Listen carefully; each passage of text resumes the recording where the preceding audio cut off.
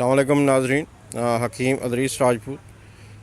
जिस पौधे का आज हम आपको तारफ़ करा रहे हैं इसका नाम है थूजा।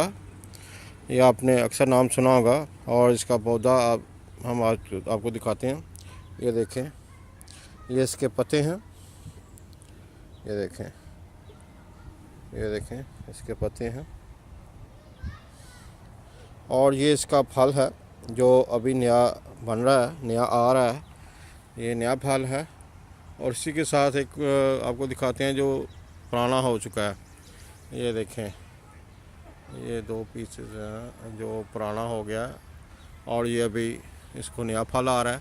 ये काफ़ी बड़ा दरख्त होता है। ये देखें, थूजा इसका नाम है और अक्सर आपने इसका नाम सुना होगा, इस्तेमाल भी किया होगा। ये मोस्टली टिंचर्स की सूरत में इस्तेमाल होता है।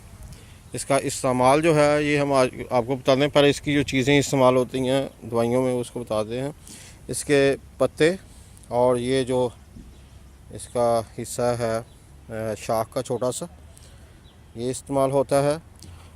और इसके साथ जो इसके तने की अंदरूनी छाल है वो भी इस्तेमाल होती है। अंदरूनी छाल जो है वो सर दर्द के लिए उसका टेंचर बना के इस्तेमाल किया जाता है।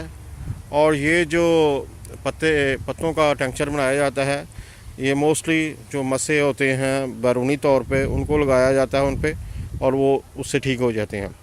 इसी तरह अगर इसको अंदरूनी तौर पर भी इस्तेमाल किया जाए तो जितने सिस्ट वगैरह हैं अंदरूनी तौर पे, वो चाहे यूट्रस में हो चाहे किसी और जगह पे हो, वो भी क्लियर हो जाते हैं। लेकिन उसके लिए दूसरी अद्वियात के साथ इसको मिला के इस्तेमाल करना चाहिए। जैसे इग्नेशिया है उसके साथ इसको इस्तेमाल करें। इसका जो अंदरूनी तौर पर इस्तेमाल है उसके जो हैं 5 से 10 कतरे फ़ी डोज़ हैं एक डोज़ के लिए, और उसको ज़्यादा लंबे अरसे तक इस्तेमाल नहीं करना चाहिए वरना उसके नुकसानात हो सकते हैं।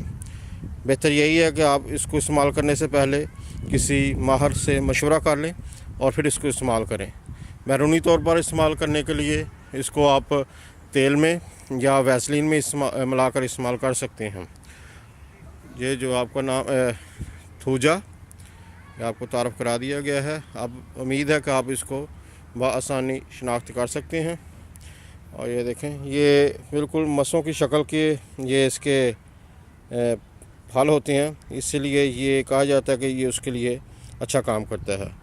इसके साथ इजाज़त दीजिए। हकीम अदरीस राजपूत को। अल्लाह हाफ़िज़।